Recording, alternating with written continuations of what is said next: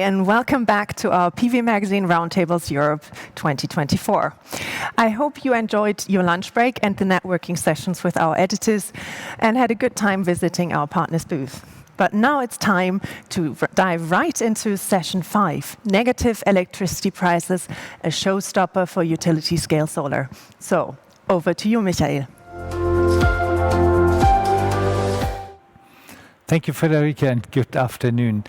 When we talk about large-scale solar this year, there's one topic which really stood out, that is the topic of negative electricity prices.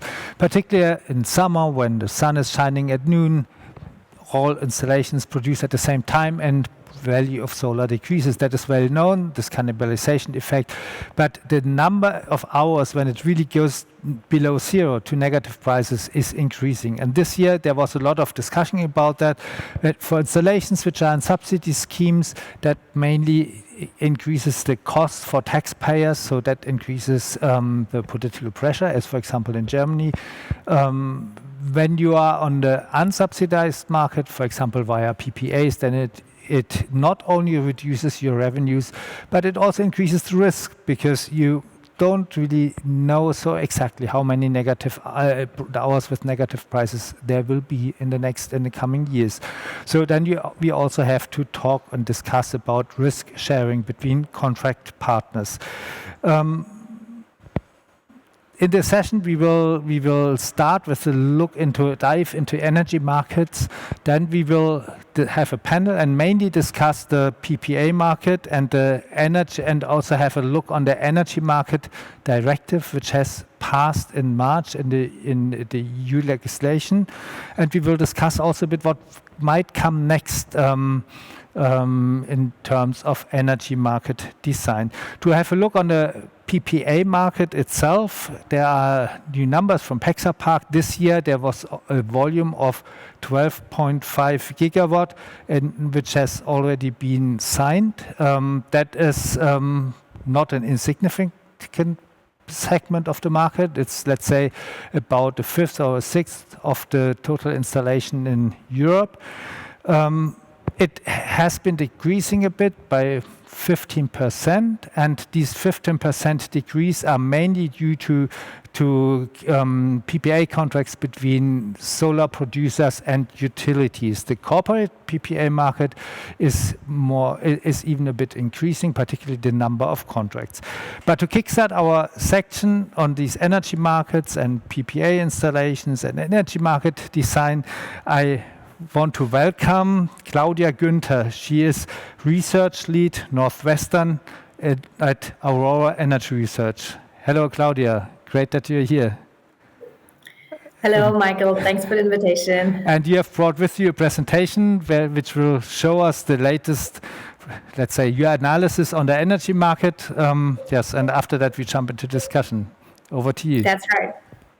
Thanks a lot for the introduction, Michael. So jumping to my first slide, as Michael said, I work at Aurora Energy Research. So we are a market analytics company and do long-term power market forecasting. So I'm very happy to comment on the current market and then also give an outlook on what we expect for solar PV in the next coming years. So let's dive right in, because indeed negative price hours are on everybody's mind. On the left-hand side, you see a chart of a map of Europe, and the color here indicates how many negative price hours have been occurring only this year until the end of November. So the top of the leaderboard here is the Nordics, with more than 500 negative price hours occurring. Central Europe, so Germany, Netherlands, Belgium, they're a little bit less extreme. So there we see roughly 400 to 500 negative price hours this year. As we move further to the peripheries, we see that there less negative price hours occur, but overall the picture is quite similar across Europe, in the sense that negative price hours have now become a common topic amongst almost all European countries. Moving on to the right-hand side, however, we can see that the magnitude of the negative prices, so how negative are prices when they go below zero, is quite different. So if you focus on the yellow bars, these indicate the average day-ahead price in times of negative price hours. The clear leader there is the Netherlands, with an average of 15 euro per megawatt hours when prices are negative. On the right-hand side, we see other examples, the Nordics or Spain, where prices are only a little bit negative in terms of negative prices. Why is that? Well, this is a good representation of the fact that the reason for negative prices in Europe varies.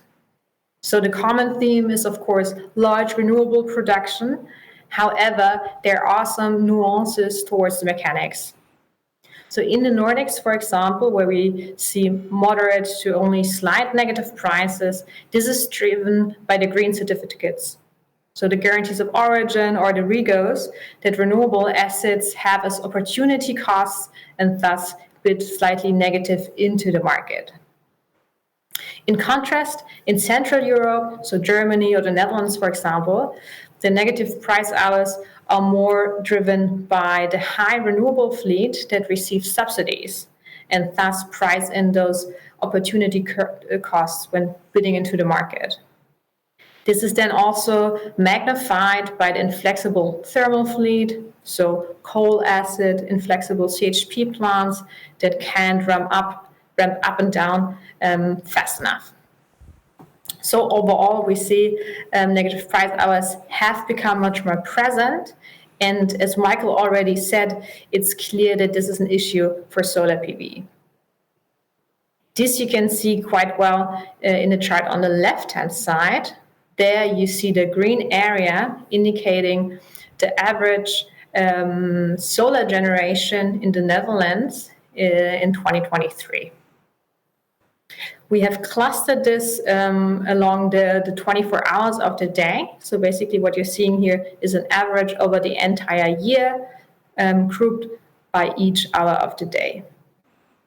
The black bars there indicate the number of negative price hours occurring in each hour of the day.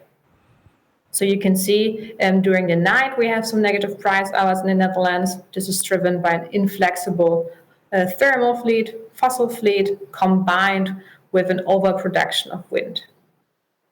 However, the majority of negative price hours occurs during the days. So we can clearly see this peak around noon that is very highly correlated with the solar generation.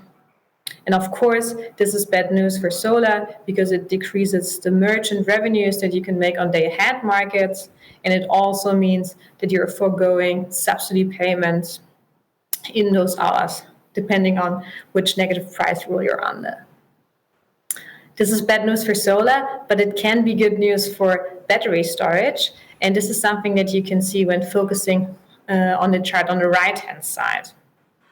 There you see the average daily spread of the day-ahead market in the Netherlands across different years in the past. We see the big jump in prices in the energy crisis, meaning a lot of arbitrage opportunities. And since then, the spreads have come down quite a bit, but are still quite attractive, around 100 euro per megawatt hour. If you look at the black line and compare it to the red line, you can see how much negative prices contribute to this. This is roughly 10 euro per megawatt hour, so roughly 10%. In other words, negative price hours currently make up 10% of the spreads that battery storage can make. So going forward, we see that solar PV and batteries will be a good hedge. It will be a good combination because when cannibalization is high, when we see a lot of negative price hours, battery storage tend to perform better and vice versa. But of course, it's interesting to see what will be the outlook for solar PV. And here you see the capture price historically and then an outlook from Aurora.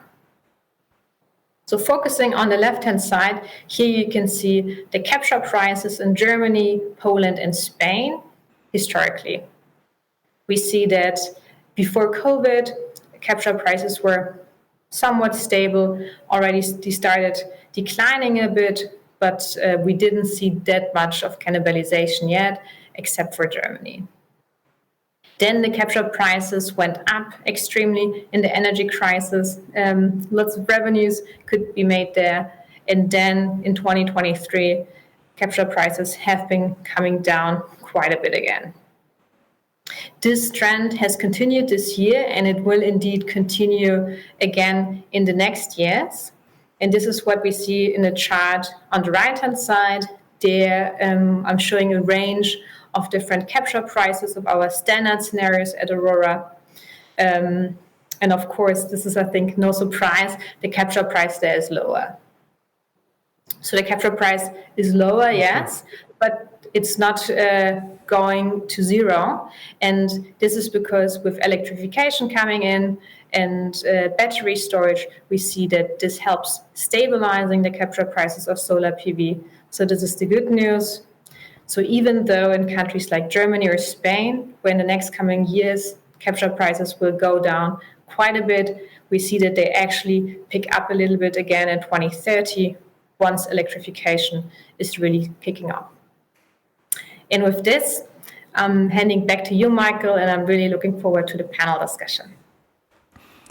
Thank you very much, Claudia, and we will see you again in a few seconds. Yes, hello again.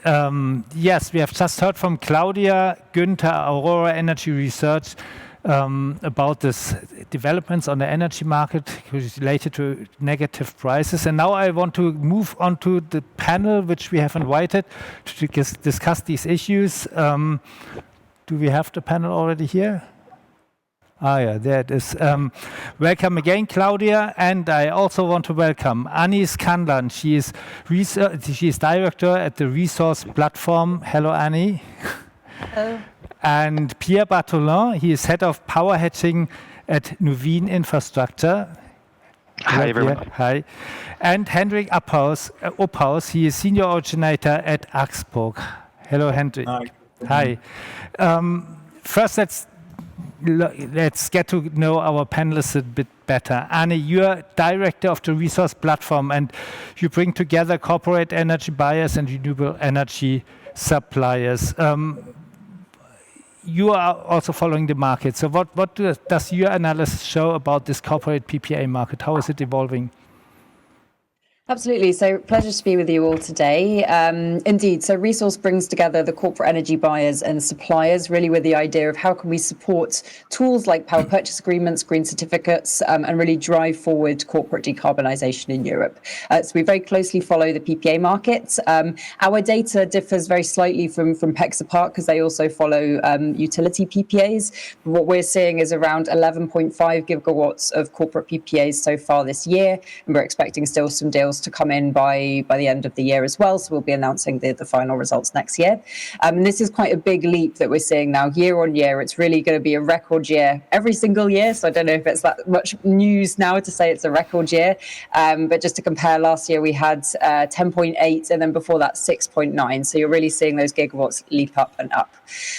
Quite a good story for solar because we're seeing a lot of that capacity has actually been driven by solar. So the majority of PPAs signed this year were with solar.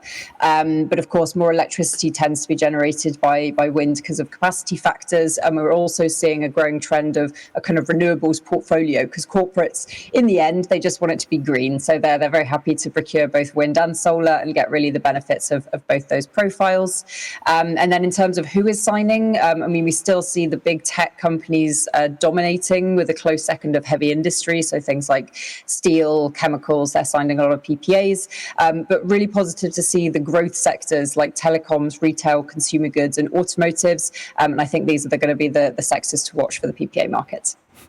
Thank you very much for this very positive view. Maybe we come back to that later when we see how or want to learn how negative prices and, let's say, cannibalization will impact this market.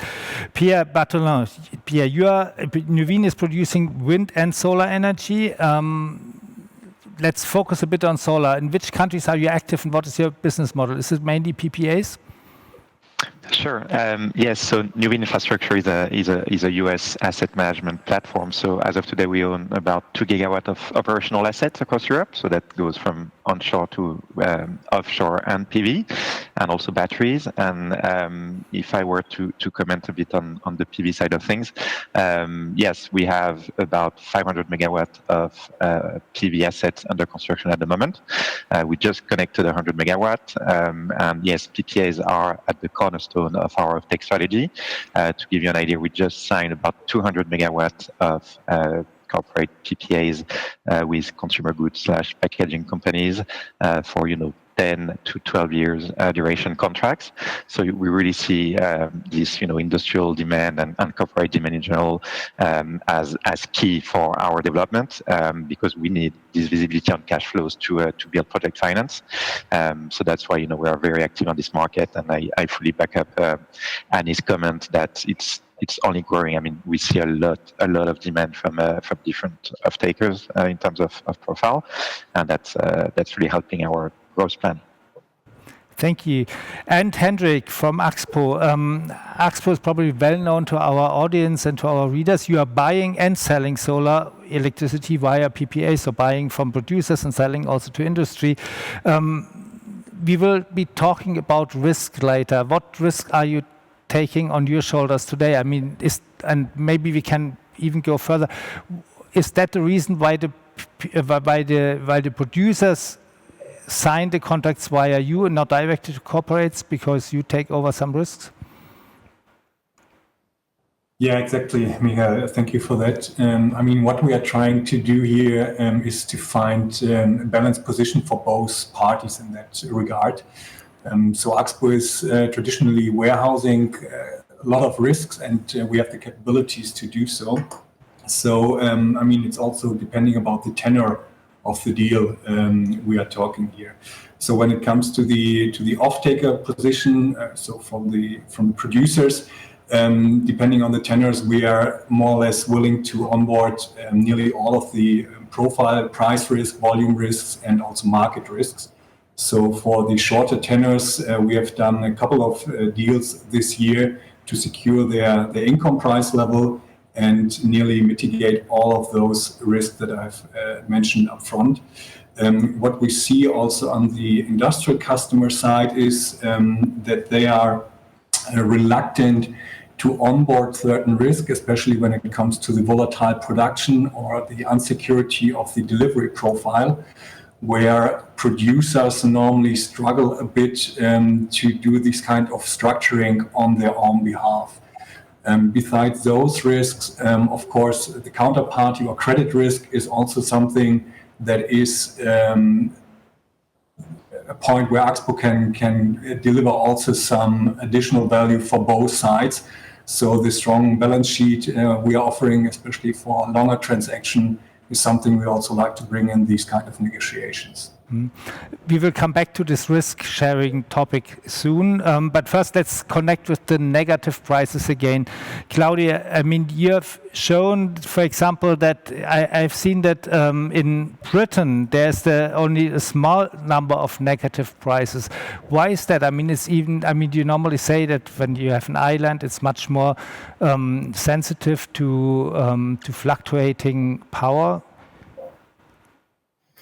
Yes, I mean, I guess it relates to the broader discussion I touched upon why we have different numbers of negative price hours in across Europe. It just has to do with the fact that every country has its different power system and a different generation mix. So the UK already started the energy transition quite early on, has a smaller solar fleet, has quite a high flexible battery fleet and flexible gas assets, and thus the pressure on the system is not so high. Whereas in Germany, we still have a lot of old coal power plants and flexible CHP, and a solar fleet that is soon reaching 100 gigawatt hours. So this then creates much more pressure on the day-ahead market. How secure is it for you to predict negative the number of hours with negative prices? How uncertain is it?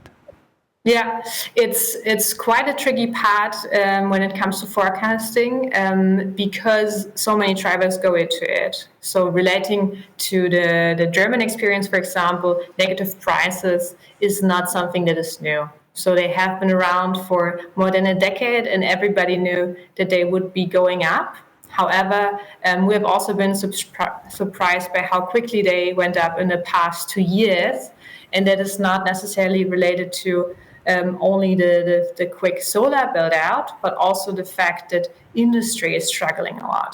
So a lot of projections expected power demand to take off to reach high levels, more than 700 terawatt hours in Germany in 2030, while instead in the past 8 years, power demand has in fact been declining by more than 10%. And I think currently we have this unique situation in the market where the renewable build-out is really taking off, while on the other hand, the demand side, the electrification part of the energy transition is not really taking off yet. And those are structural topics that also have a lot to do with the economy, industry, policy, and public funding. That is, of course, hard to forecast entirely. Just to learn a bit more how important these hours of negative prices are, Pierre, when you just said that you signed contracts, PPA contracts with corporates, were negative prices part of the discussion? That was on the top of the list, I would say, because in the end, yeah, it's very difficult for any parties to assess the number of negative hours and also the value. So how low can you go? And that sometimes make discussions quite tricky, or I would say negotiations quite tricky, in the sense that you can have basically two solutions to that. Either the off-taker is refusing to take any risk in terms of negative prices, and they would expect the PPA seller, so the asset owner, to curtail the asset, which is something that we can do and that we do. So that means basically you wouldn't settle any PPA volumes when there are negative prices. But when you think of it, Claudia was sharing some data that in Spain, the value of the negative prices are somewhere close to zero, so let's say minus 50 cents. That means when prices on the head are minus 50p, we don't settle, so that means we don't have any revenues from the PPA off-taker, and that's a massive issue. So the alternative is, let's settle to a maximum of, for example, €0. So at least you don't curtail, and you can benefit from the revenues from the PPA settlement. But that's extreme in terms of impact. If you go for curtailment in case of negative prices, potentially you can lose 10-15% of your expected PPA revenues, and that has a massive impact on project finance and returns. So that's why we also need experts to help us model this, because if it's properly modeled, at least we can reflect that into the PPA negotiation.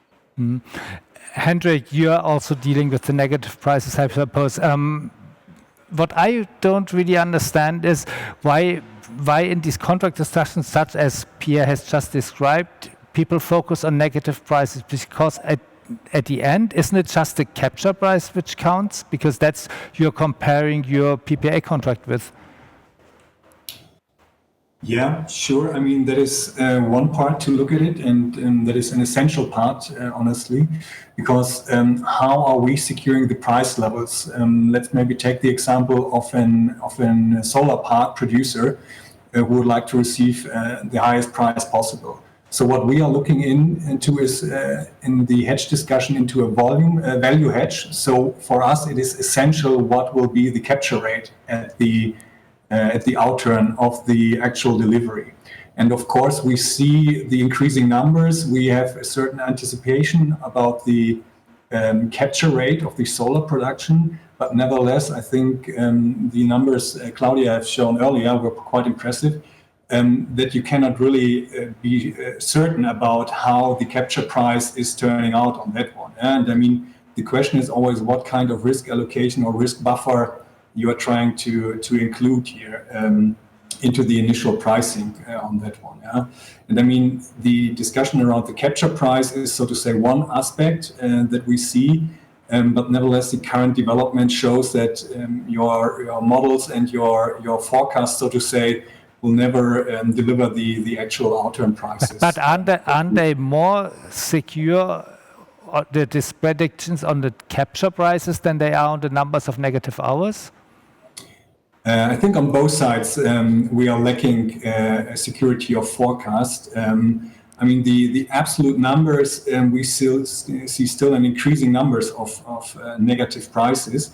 When it comes to capture rate, you can at least try to configure your model with the expansion plan on the additional new build capacity of solar wind in the market, in the specific market on that one. Yeah? In the end, it's all about the model discussions. Yeah? Mm. In any way, I mean, negative prices catch a lot of attention, and do they catch also the attention on the political side? So is the negative prices something which let's say, fueled some discussion there?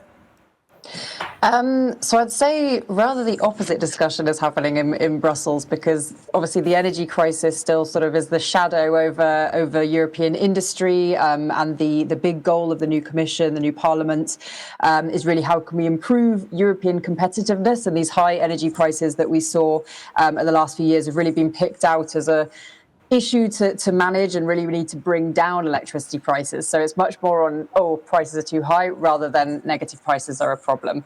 But I think this will become more in the discourse. And I think indirectly, the EU is working a lot of stuff that is part of the solution for negative prices, from more of a kind of angle of system readiness and energy security. So really looking at, is Europe's energy system ready for the significant volume of renewable energy to come online? So things we saw in the last political term around the kind of EU action plan for grids, which is really about how we can have a harmonised approach to grid planning, encourage investments to really modernise the grid infrastructure, to really make sure when that solar plant is going in the middle of the day, that electricity can be sent to a point of demand.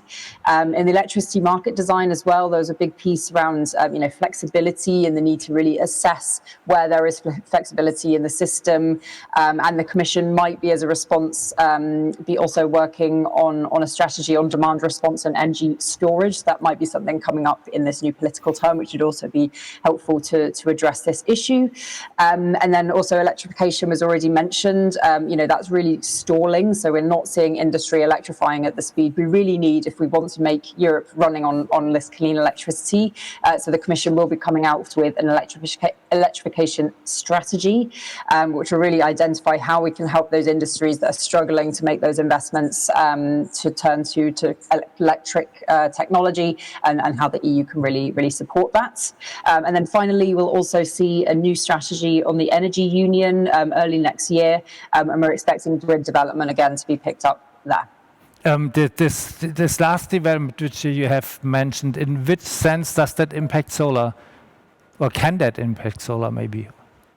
So this is really in mind of how we can get the system ready for renewables. So it's both wind and solar. Solar, of course, suffering a bit more from the negative prices issue, but there's definitely a signal coming from Brussels that we need to help get system ready. And so, storage, grids, flexibility will all be priorities. And I think that will in the end benefit, people investing in solar, that there will be a stronger business case because of these signals. And hopefully money is coming from Brussels and the member states to really invest in the system. I mean, you now mentioned this keyword flexibility. Claudia, in your charts which you have shown, there was on the last charts there were these bars for the capture price in 2030. I think for Germany it was something between 3.5 and 6 cents or something like that. That is quite a broad range. Does that depend on the flexibility which is available? And in which, how far? Yes. Also, yes, I think the main driver behind basically the highest point that you saw is a risk scenario where we would assume that the energy crisis would intensify again. So the vast majority of scenarios is rather at the lower end. And also what we see in Germany is that in 2030, flexibility is already picking up again. So we expect that capture prices will actually go further down before 2030, because in Germany we're quite behind in terms of electrification. So electrical vehicle sales, heat pump sales are far from where they should be to meet the ambitious electrification targets. As Annie said, industries is struggling, not really making those long-term electrification investments, and thus the speed of the electrification and the system readiness is just not there yet. However, in a more long-term perspective, we're more certain this will take actually place, because the more negative prices we see, the more incentives there are actually on the demand side to really become more flexible and be paid to consume power. So in the long run, I'm quite certain that the system flexibility will increase, but it's not something we expect in the next 1 or 2 years. Pierre, I mean, we have seen these different bars for different countries. I think in Poland the price was much higher in these 3 countries. So Claudia had selected. Can you quantify in some sense what price you need at the end? One important factor is that we don't necessarily derive prices from the futures or the power markets. I mean, we are kind of industrial in the sense that we have capex, we have opex, so that's how we build our own LCOE, and that's where we see, well, is there a match with the market conditions? So if you look at Spain versus Italy these days, well, massive, I would say, unknown in terms of negative prices in Spain, much less in Italy, where we also see that there is a massive push for batteries. So, for example, we'll consider that, potentially there will be very few negative prices as long as the battery deployment is happening in Italy. So that's where we're just allocating our investments as per market conditions. So if you ask me today about Iberia, that's very challenging. I mean, when I see that the prices we can conclude a PPA, I mean, they are quite depressing, which is not the case in Italy. So that's how we anticipate to allocate our capital. So it's, I mean, I already had this morning a bit this discussion, because there we had a panel on the supply chain, and we had a discussion whether module prices might go up again, and then a lot of panelists said, yes, we think that Europe can sustain even a bit higher prices, but I mean, if you calculate it, it will be automatically higher PPA prices. I mean, if you raise module prices by 10 cents, then the cost of electricity in Central Europe will raise about 1 cent probably. Do you think there's a lot of space there?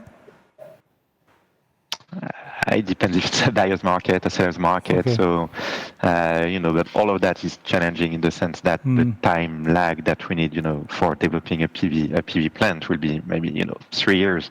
So that's why we really need to anticipate. And on top of that, you have some benchmark which will be available, auction schemes like, FairX in Italy.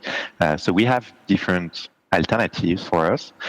We have our LCOE, and that's how we need to make choices. But definitely, some market conditions like negative prices have a huge impact. So that's where, coming back to Annie, we also need regulations to support investment on the long run.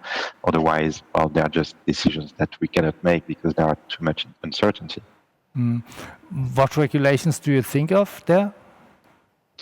Well, facilitating, the deployment of battery in Spain will be a way to mitigate negative prices, because in the end, well, if the market perceives some value in terms of flexibility with negative prices, there would be a massive deployment of batteries, and that will kind of self-solve the equation that we are, seeing these days. So that's the kind of massive push that we need.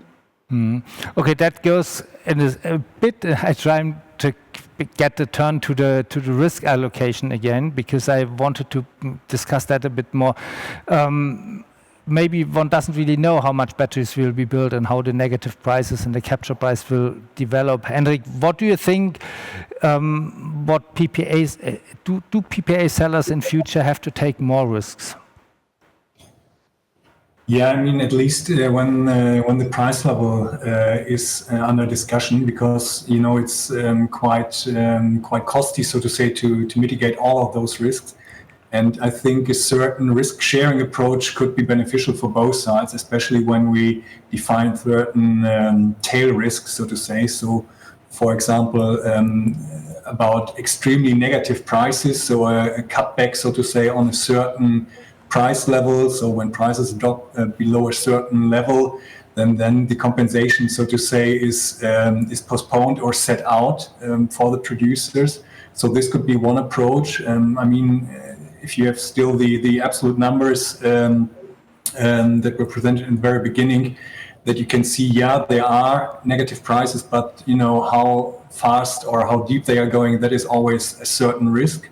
So that could be one approach. A second approach that we are trying here, and that goes in conjunction with the hedge approach off-taker normally take into account, is that we are limiting the volume during negative hours not to the actual expected production, but to a certain production profile, so that you can define upfront when signing the PPA with the producer, you are defining a certain production profile on an hourly basis and take this kind of volume into account for the compensation during negative hours. So there are some approaches, I would say, to find a risk sharing between producer and off-taker on that end that could benefit also the off-taker at the end. Because, I mean, right now we're seeing, there are a lot of, or a high number of negative hours during the year. And of course, a full cutback of compensation during negative hours is something that would be struggling for the producers. But nevertheless, these extreme tail events, so extreme negative prices, or a certain predefined volume for negative hours could be beneficial also in the discussion towards the PPA price level on that one. Pierre, can you live with something like this? I mean, it doesn't depend only on the developer, but also on the banks probably, because they also have to accept it. Yeah, of course. I mean, that's also why you need to anticipate with the banks what could be the market conditions in 2, 3, 5 years from now, just to make sure that we have the right to enter into such, I would say, innovative structure. But to go back to Henrik's point, I think there is a lot of benefit for us to discuss on what kind of risk we can take, what they can take as risk warehouse providers. And definitely, we are discussing more and more with Expo and others about fixed hourly shape, monthly or quarterly or annual commitments in terms of volumes delivery. So that's some risk that we're very happy to take because we are very confident in our operational capacities. But it's true, as I mentioned, just to see 1 hour at minus 20 cents and not to be able to capture any of the value there, it's really a massive risk for us. And also maybe the other comment is that we also need to take a step back and to consider the benefits that we have in our existing portfolio. So PV plus wind, PV with collocated batteries or standalone batteries, because we can also structure some offtake with a trader, which would be mostly focusing on the PV assets that we're trying to hedge, but also benefiting from side available products that we can offer from the rest of the portfolio. So that's where we need to discuss hedging frameworks, which allow to go a bit beyond just one SPV with one PV plant. I want to switch to another topic. Annie, you are close to the discussions in Brussels. I already mentioned that this year the EU Energy Market Directive has passed. So maybe you can summarize a bit for our audience what that means for the solar market. Yeah, so the electricity market design reform was the EU's response to the energy crisis. So again, geared towards how can we bring prices down and respond better to future crises. In terms of financing of renewables, two-sided CFDs and PPAs were really picked out as key tools. So basically now if there's going to be state subsidies in renewables, this does have to be with a two-sided CFD.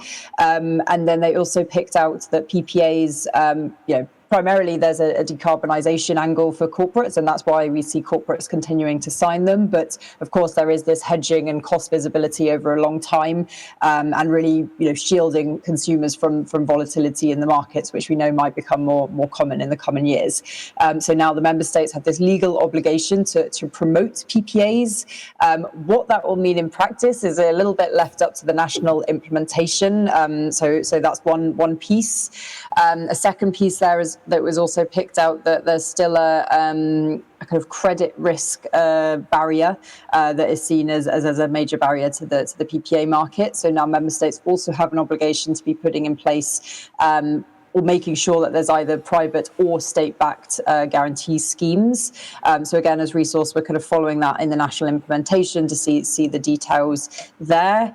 And then there's also a new idea to basically combine CFDs and PPAs in the same project. So now there's this kind of legal right and sort of allowance by the EU that those two can be combined. But we'll have to see again how the member states design that. We've seen the first one in Belgium where they've combined the financing models, which I know took a lot of discussion with DG Competition of how best to design that. And so I think some best practice is being learned along the way as we're combining these financing models. What does that mean, this combined CFD and PPA installation in Belgium? Does that mean that it's, let's say, the floor is, or let's say the security is given by a CFD and you can close a PPA on top of that? Or yeah, so basically there was a certain percent of volume that would be under the state's normal CFD, so that's really the energy for the local Belgian people. But then there was a volume that was also allowed for the supplier to go out to market and secure a PPA. We're not sure it was the best design because they try to somewhat regulate the price and the volume. And I think if member states do this, they need to be a bit more flexible in kind of allowing the supplier to set pricing and things like this with the off-taker. But it's an interesting idea, and I think in principle it's a good way to make sure that in a world of very attractive CFDs, we're not crowding out the PPA market. So I think if these are well designed, it can be quite attractive to the supplier to get the benefit of both. Are there other examples of how to make guarantees to address off-taker payment risks? Yes, so we're seeing a couple popping up in Europe. We had France bringing one in, it's about 2 years now. We're seeing how that performs. So far, only 2 projects have been awarded under that, even though quite significant volumes were available. We understand that the price was quite high, so maybe it wasn't super attractive. But interestingly, one was because the default risk was on the supply side, and one was actually on the buyer side. So it can be used in both ways. And I know that Spain is also developing one. So I think again, it's just to see how the member states implement this and develop best practice. So that's something we'll be watching as Resource. A short dip into this, let's say, the tendered market or the subsidized market with CFDs. Claudia, I think you have we have cut the slide from the presentation not to go over time, but maybe you have analyzed or have looked which countries still have to change their subsidy schemes according to that. So is that a lot of countries? Yes, it's still a lot of countries, but also the majority of countries already has a CFD scheme in place. So the Nordics, for example, is subsidy free, but then we already have basically everything that is west of Germany and Benelux that already has a CFD scheme. So the UK, France, Iberia, and so on, and then also in the East, we already have a lot of countries with CFD schemes. Still, there are 10 countries that need switching. So most prominently Germany, which currently still has the market premium scheme, and the Netherlands, for example, that still have the STE++ scheme, but both already announced that they're switching by 2027. And what is interesting to see is that we have really to switch to a more capability-based approach when it comes to CFD. So this means rewarding assets not based on their actual production, but based on the production of a reference asset or their technical potential.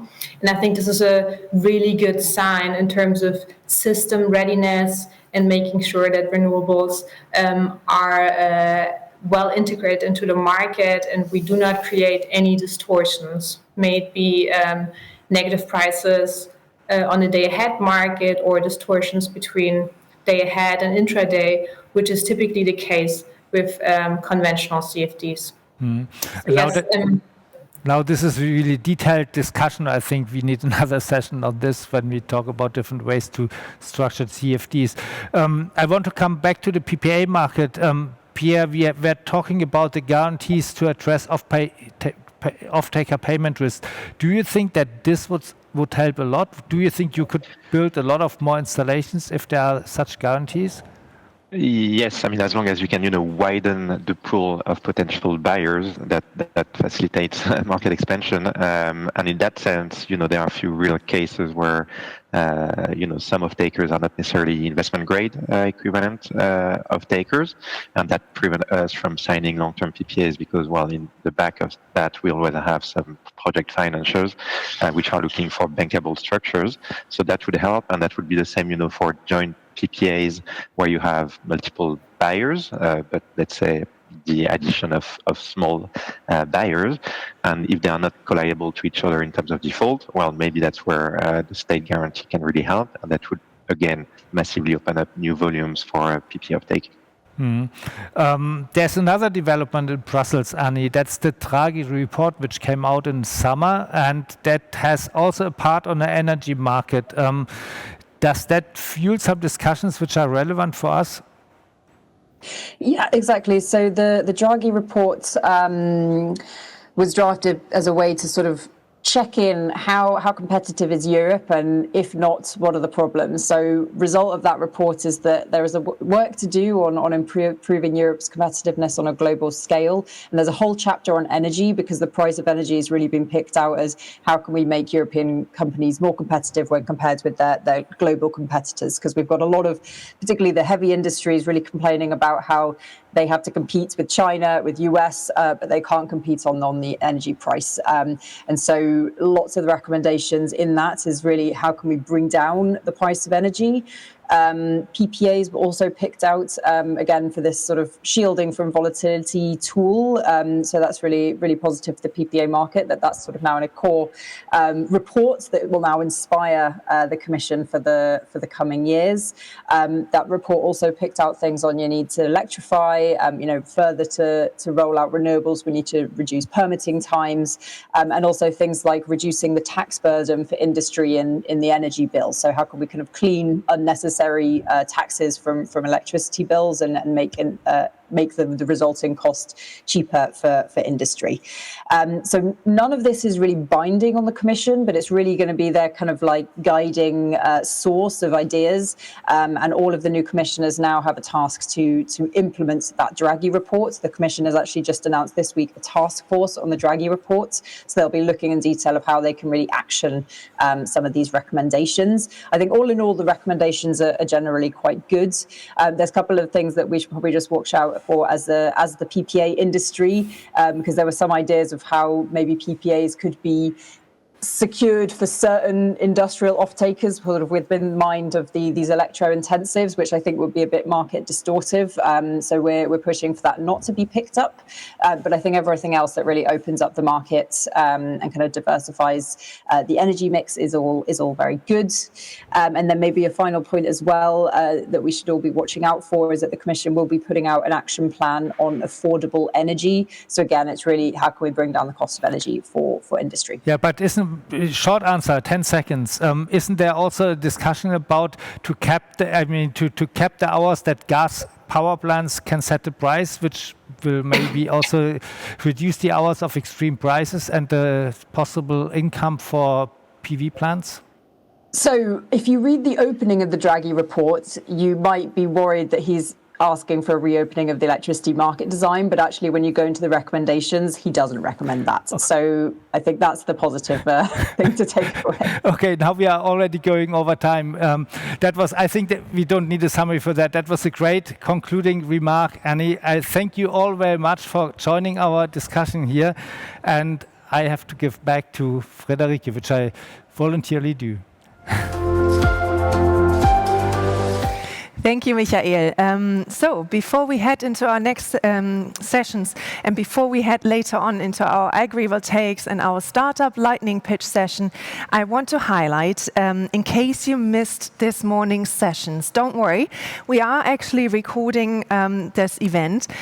And you can re-watch your key points or watch the sessions in themselves after the event next week. So we will share the videos, don't you worry. Also, apart from what was discussed on this stage, we did actually bring out a new magazine this week, our PV Magazine Global December and January edition. And I want to highlight that we have fantastic insights in there, particularly lots more on cell technology innovation. And we announced our PV Magazine award winners, as you might have guessed by the cover. So, but now we're shifting our focus to another hot topic: battery energy storage systems. Coming up next is session 6, BS in Europe, from local manufacturing to new offtake opportunities. My colleague Maria Maisch is already sitting in the wings. She is Energy Storage News Director at PV Magazine, and she has invited expert speakers from Varta, Rely Easy, Benchmark Mineral Intelligence, Wood Mackenzie, and Inspired. They'll discuss the rapidly evolving BES offtake ecosystem in Europe and also look to answer the following question: will the European battery manufacturing dream end before it has begun? Find out now.